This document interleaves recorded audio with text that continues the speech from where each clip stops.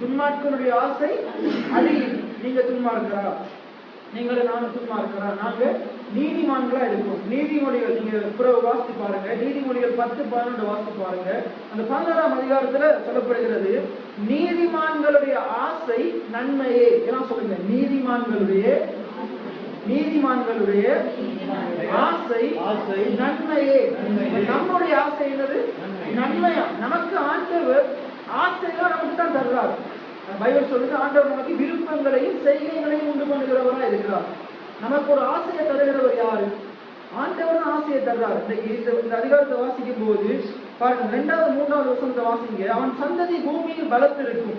இன்னைக்கு நம்முடைய சந்ததி என்ன, இந்த பட்டணத்துல நம்மளோட சந்ததி பலத்திருக்கணும், என்ன நல்லா இருக்கணும். எத்தனை பேர் ஆசைப்படுறீங்க?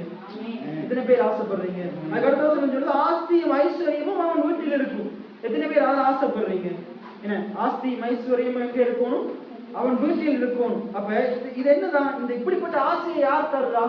இப்படிப்பட்ட ஆசையை யார் தர்றா? கடவுள் தர்றார். கடவுளுடைய ஆசை எப்படிப்பட்டதா இருக்குது? வானத்துக்கும் பூமிக்கும் எவ்வளவு உயரும் அவர் நீங்க எப்படி வாழணும் வளரணும் என்று அவர் அவ்வளவு பெரிய ஆசை கொண்டிருக்கிறார். எத்தனை பேர் ஆமீன் சொல்றீங்க? ரைட்.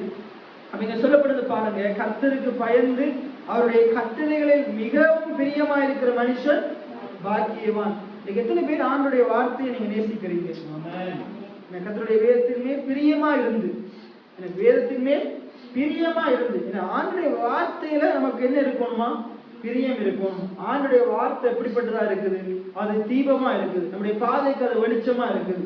எத்தனை பேர் ஆமீன் சொல்றீங்க? வசனம், ஆண்டவர் எல்லாவற்றையும் எப்படி உண்டாக்கினார்? வார்த்தையினால் உண்டாக்கினார். உங்களுடைய வாழ்க்கையில உங்களுக்கு தேவையானவைகளை எப்படி உண்டாக்க முடியும்? ஆண்டுடைய வார்த்தையை பயன்படுத்தி உண்டாக்க முடியும். எத்தனை பேர் ஆமீன் சொல்றீங்க? ஆண்டுடைய வார்த்தையை பயன்படுத்தி உண்டாக்க முடியும். ரைட். அப்ப உங்களுக்கு என்ன தேவைண்டா? ஆண்டுடைய வார்த்தையின் மேல நீங்க பிரியமா இருக்கும், ஆண்டுடைய வேத வசனத்தின் மேல பிரியமா இருக்கும். என்ன, நீங்க என்ன ஒவ்வொரு நாளும் ஆண்டுடைய வார்த்தை சொல்றது, இரவும் பகலும் வேத வசனத்தில் தியானமா இருக்கிற மனுஷன் பாக்கியவான், அவன் ஆசீர்வதிக்கப்பட்டிருப்பான்.